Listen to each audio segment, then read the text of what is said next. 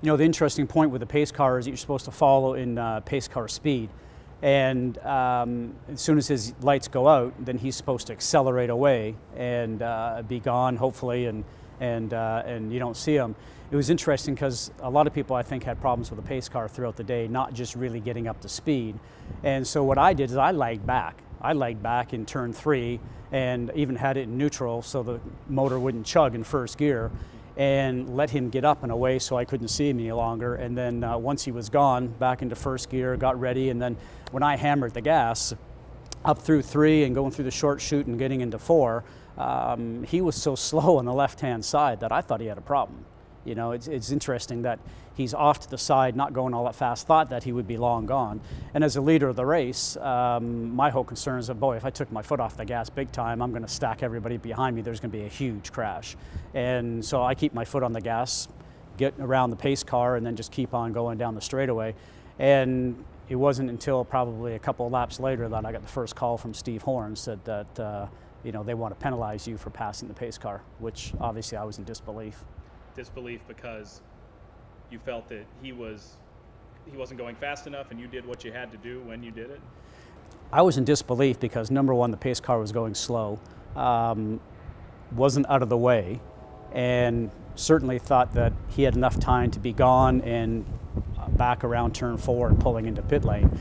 It's interesting, still today I get people coming up to me that had sat in turn 4 and watched that and said the pace car was inconsistent all day. It was slow, and you know, that I hear reports later on that never got it confirmed, never even asked the question, but that that particular pace car had a slow tire leak.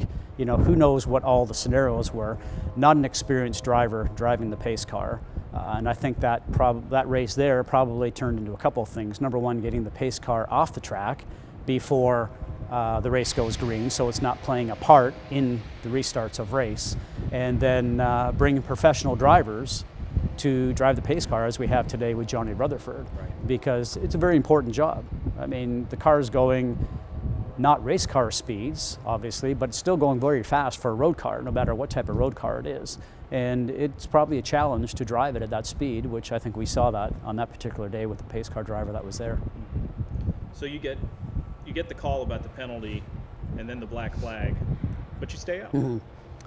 You know, when you ask the question about the black flag and seeing it and staying out, of course I'm going to stay out.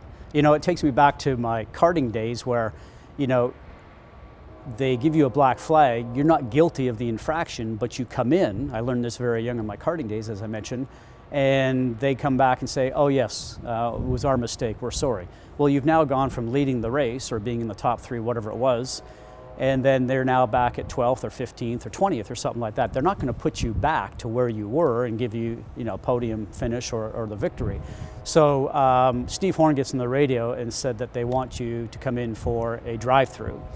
And I just thought about it, and he was very calm on the radio, and I just pushed the button on the radio and I said, Steve, I'm not coming in. Makes no sense. And he said, okay, keep your foot on the gas. I went and did that, and then we had whatever amount of lead it was, you know, coming down to the checkered flag. And, you know, still disheartening when you come down and off of 4 and you're wondering whether or not they're going to throw the checkered flag or not, and they didn't, but you still go underneath the flag stand in first place. And at that point in time, you know, just complete disappointment and just emotionally thinking about it, just going, I can't believe this, you know, but that's what happened. But back to Jacques, he talked to him and he said there was no way I could beat him straight up. He had the better car than me. He had Honda Firestone. It was a great combination. The only way I can possibly win this race is to try to make him make a mistake on the restart. And he feels like the gamesmanship and stuff down the backstretch, filling the mirrors, he felt like he induced you into a mistake. I would say adamantly no.